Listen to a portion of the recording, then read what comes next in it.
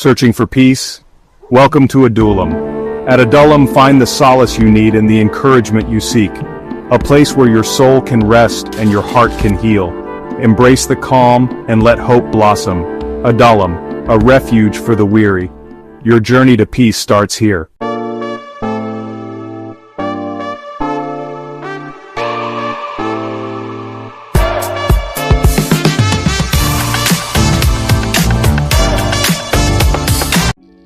The weight of words. When love speaks and it still hurts.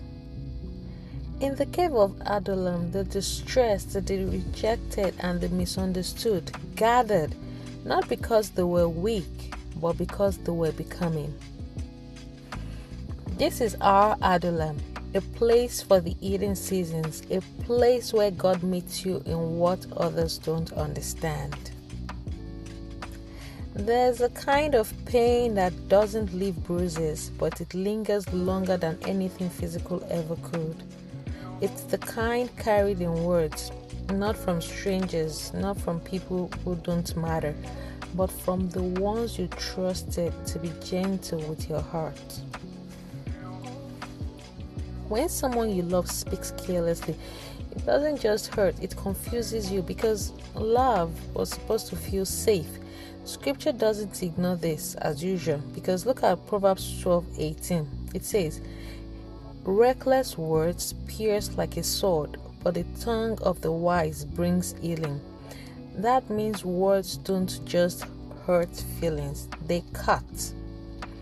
And when the person holding the sword is someone you trust, you don't just bleed, you begin to question everything. Because forgiveness, surprisingly, can come quicker than forgetting, because forgiveness in itself is a decision, but memory is something your mind holds on to for protection. And you forgive them because you don't want bitterness, but you remember because you don't want to be hurt again. Look at Ecclesiastes 7:21 to verse 22, where it says, "Do not pay attention to every word people say, for you know in your heart that many times you yourself has caused others." There's wisdom here, because you forgive because you understand human weakness. But forgetting, it's that part that actually takes healing and time. Another thing is this. There's this quiet sacrifice that we make, and this is something that it's not spoken about enough, is how much we absorb just to keep relationships intact. You swallow words you wish you could say, you downplay your hurt to avoid conflict, you choose peace, even when it costs you internally, be it with family, with friends, with co-workers, even with neighbors. And people will do this because when they take Proverbs 17 verse 9, where it says, "Love prospers when a fault is forgiven, but dwelling on it separates close friends." So you try not to dwell, you try to move forward because relationships matter to you. However, creating that balance between healing and preserving relationships, there's tension there, because moving on doesn't mean pretending it didn't hurt, and preserving relationships doesn't mean losing yourself. There's a difference between being peaceful and being silenced, because God, I say because a lot in this episode, because again, I say because a lot in this episode, the reason being that it's about creating balance. So what I was saying, that there's a difference between being peaceful and being silenced. God never asked you to ignore your wounds. He asked you to bring them to Him. Look at what Psalm 55 verses 21 says. "His speech was smooth as butter, yet war was in his heart. His words were softer than oil, yet they were drawn swords."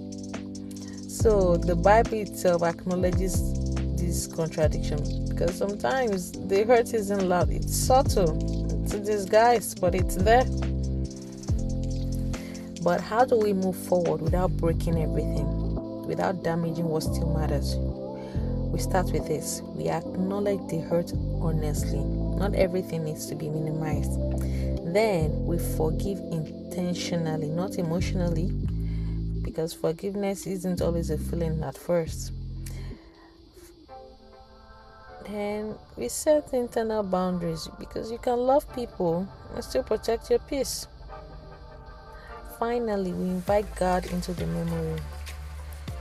Healing isn't forgetting, it's transforming. Look at what Isaiah 50 verses 4 says. The sovereign Lord has given me a well-instructed tongue to know the word that sustains the weary. This means that God doesn't just heal wounds, He teaches you and I how to speak life, even after being hurt by words. So maybe you're carrying words that were never meant to stay this long. Maybe you forgive, but it still echoes. Remember, we are not alone in that. This is OURADULLAM, where God meets you in the unseen battles and heals what words try to break. Until next time, bye for now.